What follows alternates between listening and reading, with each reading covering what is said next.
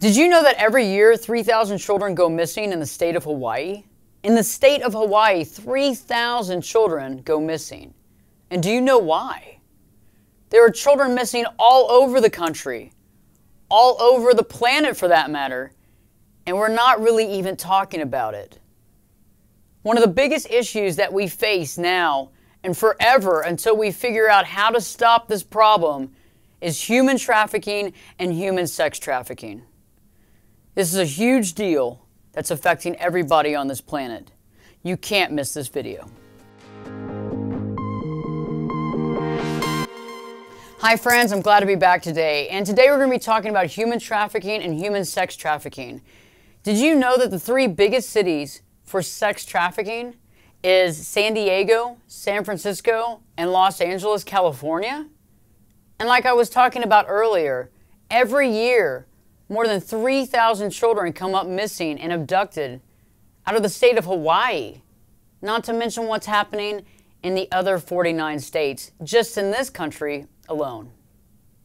You know that when I do videos on this channel, I want to bring in folks that know what's going on and can help us to understand the situation and shine light on something that we need to understand and we need to wrap our brains around to try to end this epidemic. Joining me in studio today, Daniel Bueno. Daniel's not only a good friend, but he runs a ministry titled No Matter What Outreach Ministry, which is really doing an amazing work, helping folks with rehabilitation and getting over addiction, helping people be placed in sober living. But he also works very closely with the foundation that's fighting human sex trafficking, and I'm going to let you talk about that right now. Daniel, so great to have you in studio today. Glad to be here.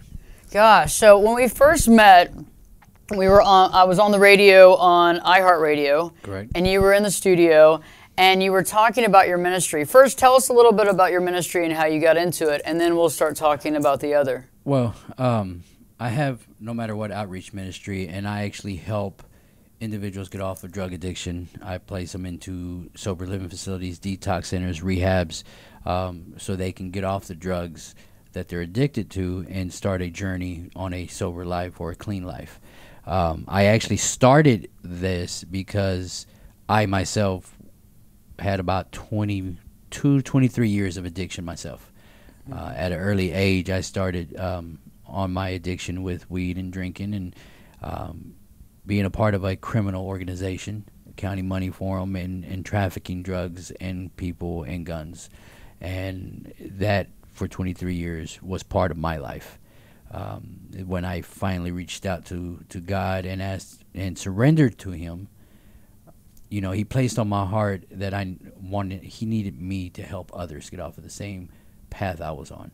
So that's why I started the ministry. And in starting the ministry, I ended up meeting up with Rebecca, who is the founder of Poema Foundation. And I started helping them because, like I mentioned earlier, for 23 years, not only did I traffic drugs, but it was also people and guns. So I was very knowledgeable on how that side of the world works. So I started working very closely with them, and it's going on a little bit over a year now that I've been helping them fight human sex trafficking. Tell me more about the Poema Foundation and what they do. Well, Poema Foundation, what they do is three different things. They do prevention education, where they go into schools and groups and churches and they educate individuals on what human sex trafficking, which is basically modern day slavery, what that really looks like, what to look for, and how it's plaguing our country. And they also do what we call community awareness, which is what I'm really heavily involved in, which is our outreach for Poema, where we go out into the community with flyers of missing underage girls. Who are at this point just missing. So we go out into the community, go to hotels and motels, truck stops, different places, and pass out these flyers to see if anybody's noticed them. And then they also have a safe house where they house some of these girls after they get away from the human trafficking or their abductor, and they help them rehabilitate into society and into life, away from what we call the life of being a slave. They also are partnered up with another safe house that is Theo owned, and our current safe house, Poema's current safe house, will be reopened in March, and they're actually looking for another location in downtown Dallas to open up a safe house. Okay. So let me ask you, I think a lot of folks out there that's watching the video right now in our community, first off, it might not be necessarily new, but it's pretty new to them. Right. It's something that we don't really hear on mainstream news. You're not listening to it on 4, 5, 8, 11. It's not something that you hear at the 5 o'clock news. To me, I feel it's something that we have really pushed under the rug. And the rug right now is like 12 feet tall, and everything's kind of hobbling over it because there's so much stuff stacked under it. How big is this epidemic of human trafficking? It's huge. It's huge, and it's happening in our own backyards. In the DFW area, it's right under our nose. And you mentioned it's being swept under the rug. I honestly feel it's kind of like a parent looking at their child in addiction. They don't want to believe that it's going on, so they don't talk about it. It's the same thing with human sex trafficking, this modern day slavery. People don't want to really believe that it's going on in our own backyards. I mean, you live in Highland Park, who wants to think, okay, our kids are being abducted, they're running away, and they're being abducted from Highland Park. They don't want to hear that. So they don't talk about it, you know, but it's something that happens in every neighborhood. I mean, I like to say, if you have a backyard, it's happening right there. Wow. How many children, I mean, so when we're talking about, let's talk about Texas, for example, how many kids are abducted every year out of the state of Texas? Well, the last statistic I heard, and I believe it was for a year time frame, there was over 79,000 children in the state of Texas that were being reported missing. And we say they're being reported missing just because we don't really understand if they're being abducted. We don't know that for sure, but we know that they're runaways. And being a runaway, you're a high risk of being abducted by a trafficker or a pimp. Okay, yeah, because that puts you in a position of needing support or looking towards somebody to help you, and especially if somebody's offering support. Right. You have, let's just say, an underage girl who runs away from home. She is upset at her mom and her dad because they're unfair. They have these rules she has to live by. She has to be in bed by a certain time. Whatever the case may be, she gets in trouble, and she's posting all over social media how unfair this is. So she takes off. Somebody friends her on social media, says, hey, if you want a safe place to come hang out, you can come hang out at my house. And really what it is, it's not another underage girl. It's a perpetrator. It's a trafficker. It's a pimp that is on there acting like an underage child to confront them and coerce them into leaving. And once they leave, they meet them up. They tell them where to meet up. They pick them up, and they're gone. You know, they run away. I mean, if you think about it, if you're an underage child and you run away and it's cold outside, say it's 35 degrees, it's raining, where are you going to go? You're probably going to go to the first closest warm spot you can think of. And these human traffickers and these abductors, they know this. So they go and they see that you're upset. They start calling this girl beautiful, which she doesn't hear all the time. They start giving her what she wants. They start, telling her what she wants to hear. Right. So at home, she has unfair parents, and all of a sudden, this guy at the McDonald's where she's trying to stay warm is calling her beautiful and is telling her he can put a roof over her head or whatever the case may be, and she goes with him. So runaways is a huge thing. Okay. Yeah. What are some other people that might be targets for human trafficking? Underage boys, underage girls, adults, adult women. Just depending on what trafficker or what organization is out there, depends on who gets taken. Poema Foundation, we actually focus on minor underage girls. Okay. And it's real simple because once you're 18, the cops have to have proof that that's what's going on. They have to see it. Okay. And if they don't see it, you got a 19-year-old girl next to an older man. We report, hey, there's some, prostitution going on. Cops show up. They have to actually see something going on. And they can't do nothing if they don't. But when it comes to an underage girl, someone under the age of 18, and they're with an older man, and this child has been reported missing, we call the cops. They can go in and they see that underage girl. They can take that underage girl with no questions asked. Okay. That's very interesting because I think a lot of people just have no idea what's really happening. I mean, when I started looking at the statistics in Hawaii alone, 3,000 a year just missing. Yeah. That's frightening. It is. It is. I mean, how can you have 3,000 kids missing out of one state and not notice it? Exactly. Or is it just not being talked about? Because it feels like it's just not being talked about. What are some of the things, because I know that you're saying that, you know, let's say, take the runaway example, you know, they end up going to someone's house, then they kind of get set into this lifestyle. Is it a quick introduction to this lifestyle where they quickly get the kids hooked on drugs, or how does that work? It can be. Like I said, for 23 years, my life was crime, trafficking drugs and people and guns. And the thing about it is it can be quick or it can be slow, and it depends on who the abductor is. If it's what we call a guerrilla pimp or some of these cartel traffickers, it can be real quick, and they'll take these individuals and they'll string them out on drugs and pretty much make them do what they want to do, but by forcing them or coercing them. A lot of times by force, by simply saying, hey, if you don't do what we want you to do, we'll kill your family or we'll do something. They'll threaten them. Then you have your Romeo pimps, which it's a slow process where they go and they confront the girl, where they say you're beautiful, and they buy them things. They get their nails done, get their hair done, buy them clothes, put them up in their, bring them to their house and put them up in a house with a roof over their head, food in their stomach, everything that they aren't having at home. Okay. Or they feel like they're not having at home. And as the time goes on, over time, the Romeo pimp turns around and says, hey, I've spent all this money. I need help paying some of the bills. I need you to do me a favor.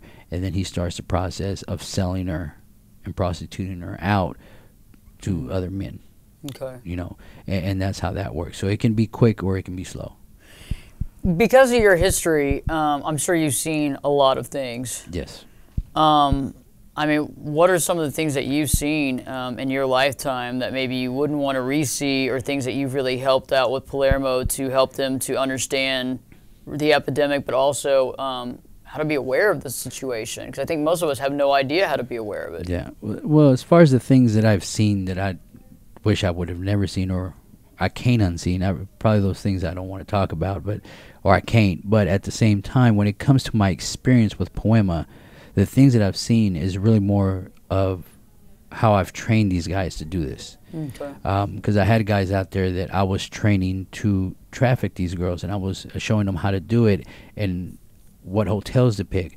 So a lot of that experience is helped with Poema, where I go in on the Community Awareness Saturdays and we do a training before they go out, and we train them on what to look for.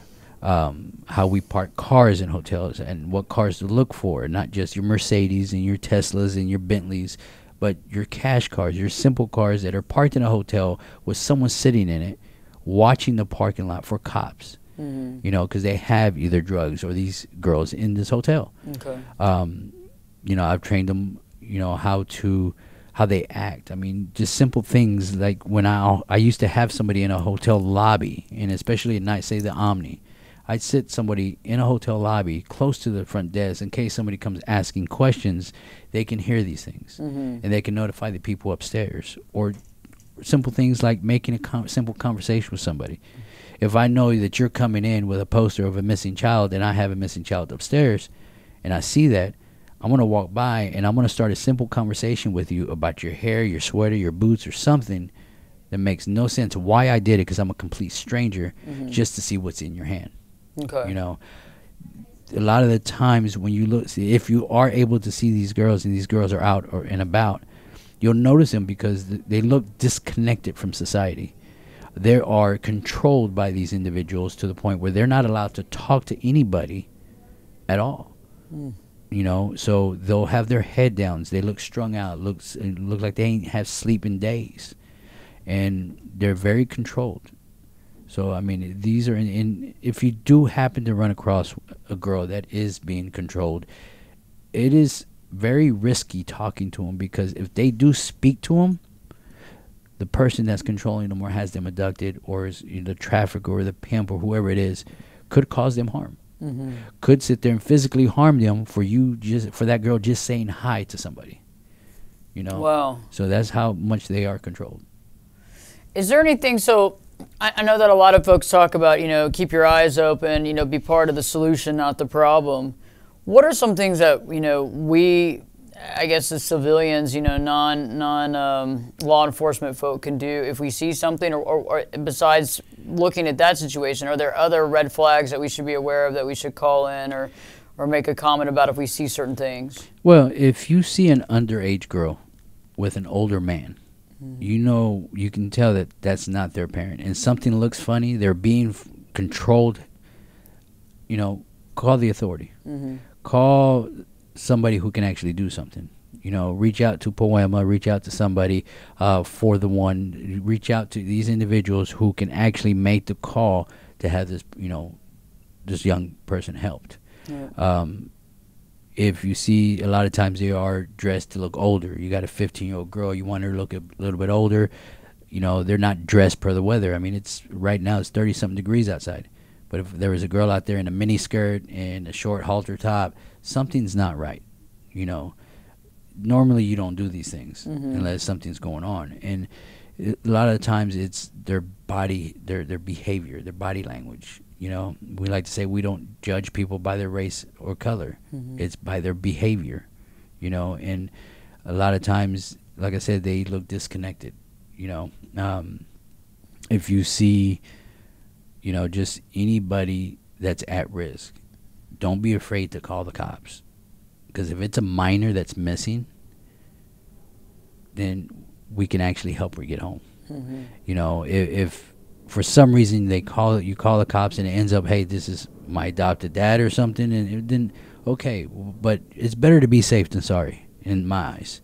Like I said, I did this for a long time, and I have a passion for this, and I've been helping Poema for over a year. And the thing about it is, even though I used to do it, now when I see it happening, I have a rage inside me that gets triggered, and I want to do something myself, which I can't.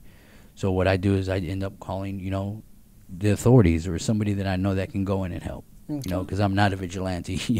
In fact, I'm a preacher now, so I can't sit there and go and put my hands on somebody to try to help a girl. I have to call the right people.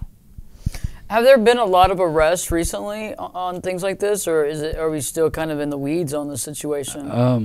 To be honest with you, there's been a lot more arrests that we see and we get notified about. The news really doesn't talk about it a lot, except if you're, a superstar, like an unknown, an unnamed coach that I'm not going to name that was arrested recently for the same reason, for an being with an underage female. Wow. And there's a lot of that going on, but a lot of it's not talked about when it comes to, I would say, us normal folk that aren't celebrities.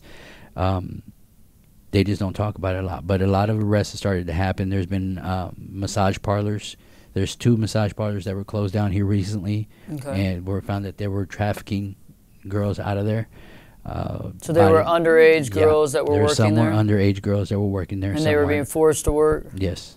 There was also, I would say a little over a year ago, there was a Chinese restaurant in Waco that got closed down because they got notification that they were trafficking girls out of there, and they shut them down. Wow. There's things happening all over the city that people are getting arrested for trafficking or, taking young, children. So it's just a matter of, it's hard to prove it, though. You have a girl that's taken that's underage. You force her to do what you want, and either by threatening her family, or somebody, and when you're caught, she's on a witness stand, and she's afraid to testify to this person because this person's already threatened their family. So it's hard to prove that. So the cops, most of the time, will get these individuals on drug charges. So they'll get them on the charges of the drugs that they can, that they're moving, or that sort of thing. And so basically that's the situation. So you have, so most of it is kids that are running away from home. That's not always, but that's the majority of it. Right. And then they set up a kind of a safe zone, which is not a safe zone, and then they end up infiltrating that situation. Let me ask you, okay, because I think this is very interesting. It's amazing when people make life changes in their life. Right. What was your awakening? What happened in your life that was so powerful? I like to say it was my arrest in Mississippi, but it wasn't. I like to say it was the car wreck that I was pronounced dead in, but it wasn't. I like to say it was over 10 years of being in and out of prisons, but it wasn't.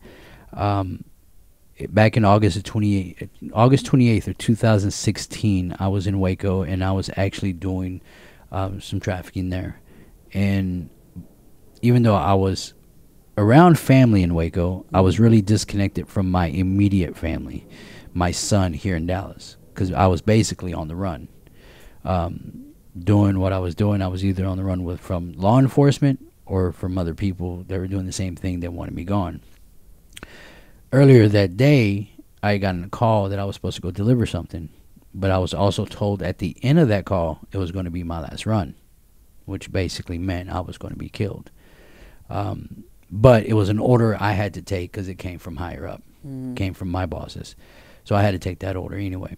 Later on that night, I got in my truck that wasn't in my name, and that's going to play an importance here in a minute. But I got in my truck and I went to go get high because keep in mind, even though I was around this criminal organization and I was doing all this, I still had the same 20-something years of addiction. Okay. I mean, you're talking about from the age of 27 till about 38, 11 years of constantly day in and day out using meth and cocaine. Okay. I was constantly on something. So I get in the truck and I go to get high because I'm tired and to wake up.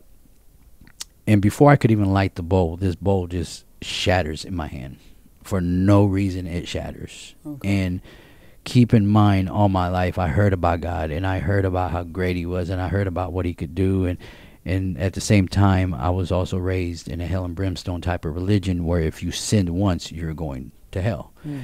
So that was really my mentality of who God was. I mean, this was a God who took everybody I loved away from me, who constantly, anything bad that happened, I always asked, why? If you're so good, why? If this is what you're allowing to happen, I don't want to believe in you. Right. So I stopped believing him. But that night, when that bowl shattered in my hand, I honestly started crying. And I started crying uncontrollably, and I started to yell at myself, like, why are you crying? I mean, use some colorful words at myself, and it's like, you don't cry. This is not who you are. And all of a sudden, I look up, and I'm saying, okay, if this is you, if you are the God you say you are, I need you to show me. I need you to save me. I've lost control. I don't know what I'm doing. And if you know everything, you know what I was told earlier, that this is going to be my last run. I'm not scared of prison, obviously, because I've been in and out. So if I go do this, and you know that I'm going to go do this, because apparently you know everything, and this is me still talking to God, I'm like, I need you to save me, because I can't save myself. Because once I leave here, I'm not coming back unless you step in. I go, so if you're real, I need you to show me. And I took off. After about 30 minutes of yelling at myself and yelling at God and using colorful words at God that, I won't repeat now, I took off. And about 25 minutes later, before I could even get to the point where I was supposed to pick up the shipment that I was supposed to take, I get surrounded by 5 Waco police officers. And I immediately started bawling again and smiling. And the cop came to the window and he goes, Daniel, where's it at? And I thought to myself, I go, how do you know my name? My truck is not in my name. It's in somebody else's name, which is something we commonly did. We always put vehicles in somebody else's name. Right. They go, if you don't show us where it's at and the dogs come, it's going to go worse for you now than it did in Mississippi. So now I know they've been watching me. Okay. So I'm like, all right. And I'm still bawling and smiling at the same time. And the cop looks at me and goes, are you okay? I go, do you believe in God? He goes, yeah, but what does that have to do with this? I go, because this is a prayer that's being answered, I think. I think you're 5 angels that have been sent to save me. Wow. They go, you must be high. I go, no, I'm not, because it shattered in my hand and I didn't have a chance to, so I'm not high. But I think you're here to save me. And I got out of the truck that day and that night and put my hands behind my back, and I asked them to take me in. And because of that arrest, I feel it was God showing me that he was real. Matter of fact, I know it was him showing me that it was real. I got booked in that night, and in front of 28 guys in this aggravated tank. I mean, you're talking about serious criminals, violent criminals. I'm bawling. And I asked this old school guy, an older man that was there, for a Bible. And I opened up the Bible, and the first thing I saw was Matthew 6:33. Okay. And I said, all right, Lord, you're showing me you're real, and everybody tells me this is a book of your promises to us, which Matthew 6:33 is, but seek God's kingdom first and all his righteousness, and all things will be added to you. You're looking at a man that for over 20 years was in darkness, lost my family, lost my son who disowned me, lost my health, lost my sanity, and losing my freedom again. I've lost it all. Wow. But that scripture stood out to me, and I still stand to it to this day, because I've been leaning on his word since that day. And since that day, I've gained my family back.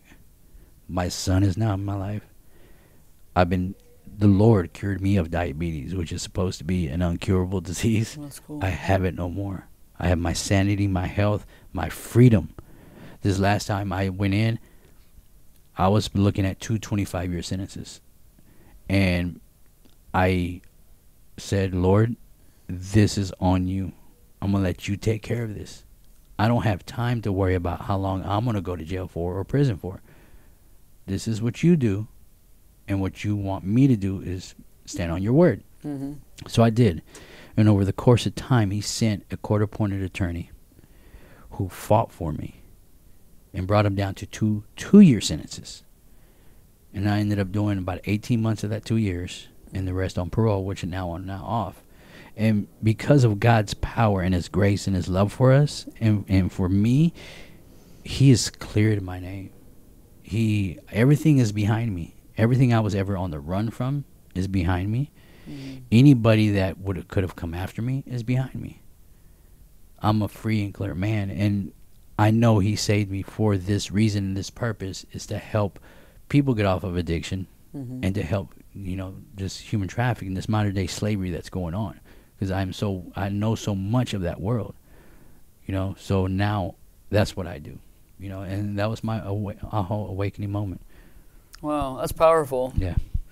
That's powerful. That's the thing, is that and you're able to help from the inside out. I mean, yeah. The inner workings of this stuff. You've been on the other side of it. It's like when people are talking about national security and finding like those major hackers that have hacked into all this stuff, and then they end up getting hired by the government to do this stuff, because we need to know how to actually do it. Correct. So what are some of the last, because I'd love to have you back on in the studio here, because it's very powerful. What are some things that you want to, some lasting thoughts you'd like to leave with our community today that might be able to empower them or kind of add some guiding light to their day? Even though this is a huge epidemic that's going on, mm-hmm. there are success stories of these underage girls being found and brought home. And it's all because of volunteers. The one thing I would ask is for anybody to go on our Poema's website, which is poemafoundation.org, and we have a calendar there. The calendar will give you outreach days, mm-hmm. and what locations and trainings, and so you can be aware and get knowledge of what's going on. I would urge people to go to the website and be a part of the solution. To me, people say this war on drugs or this war on human sex trafficking, and they're fighting it the wrong way. We're going after the traffickers. We're going after the drug dealers. You take one out, another one's going to pop up. Mm-hmm. Just because I was taken away from that life, 2 more popped up. The way to fight this, we go and we save the girls that are being trafficked and the people on addiction. Mm-hmm. If we fight it from that side, then we'll have a more successful percentage and ratio fighting these things. So go on the website, be a part of the solution, volunteer. I mean, it's 4 hours out of your day on a Saturday to go out and pass out some flyers. It helps. We have gained so much help from the community and relationships with these hotels and motels that when we go now, they're not so standoffish on helping us look for these girls or taking the poster and putting it in their employee lounge so their employees can see it. They look forward to us coming out because they understand it's a big thing that's going on now and that we need more people out there helping. You know, someone's pair of eyes may see something that I may not see. You know, I can't be all over the city at once. My team that I go on this outreach with on Saturday in Rockwall can't be all over the DFW. So we have other churches that are partnered up with Poema to help these outreaches go out. So you'll find one in your area. Just, you know, plug in, you know, learn about what human trafficking really is. Go to a training, learn what to look for, learn what the signs are.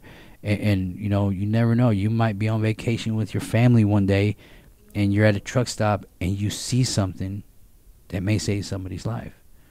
You know, I honestly feel that our society is afraid to speak out. Our society is afraid to do anything. You know, you yell fire and people don't turn. You know, we need to stop that. You know, Jesus Christ said we're to love our brothers as ourselves.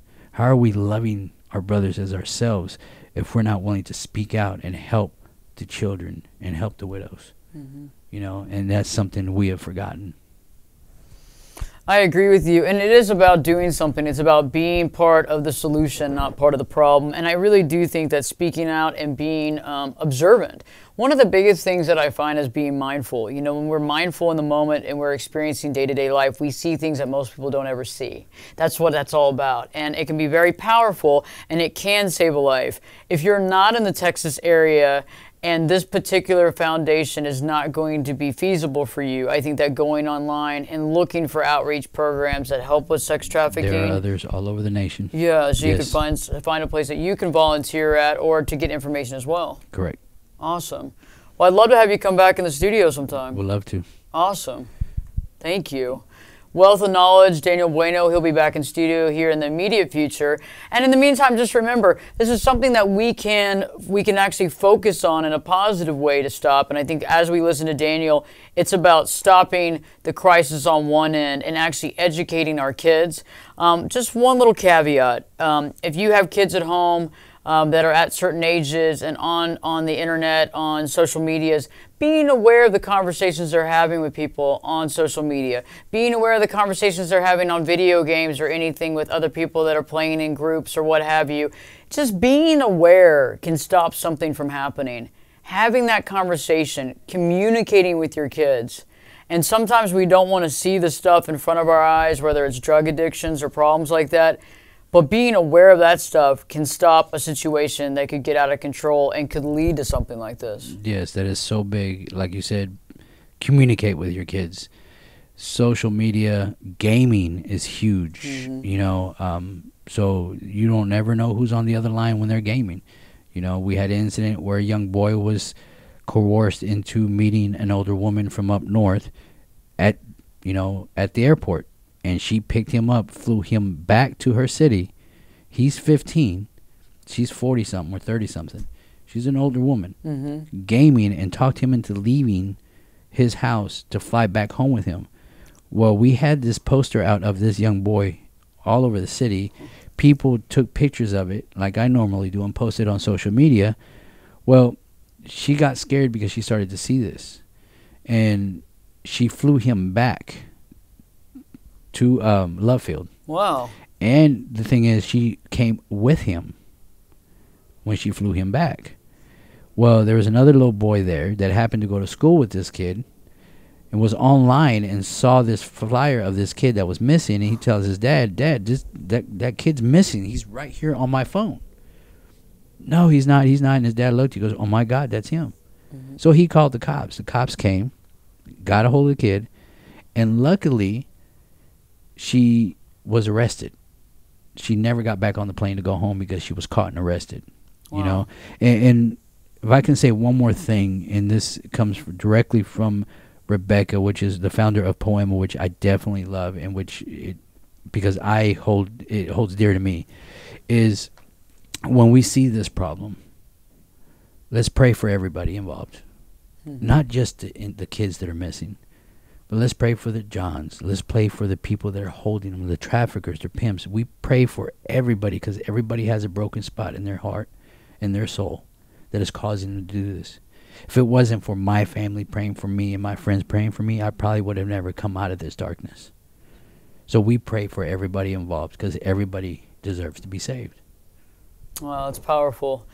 Very powerful. And I think really just being aware, being observant, being on top of things, asking those hard questions and realizing that it might be uncomfortable for a minute or an hour or a day, but being uncomfortable for a little bit amount of time means nothing in the grand scheme of things when you're just wanting to keep your kids safe and be aware that the family can stick together and not have something tragic happen.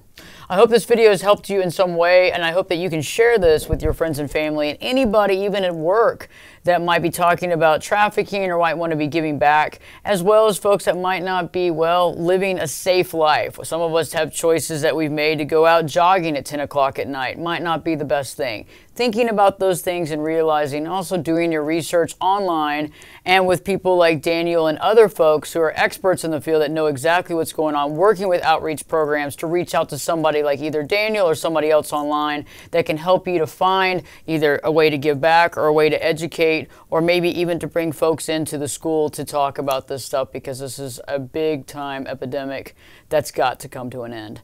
I hope this video has helped. Please add a comment to the video, and if you've liked it, please check the like button, and if you have any comments, please put those at the bottom of this video as well, because we'd love to read your comments, and anything that you'd like us to talk about in future videos, we're open for that as well.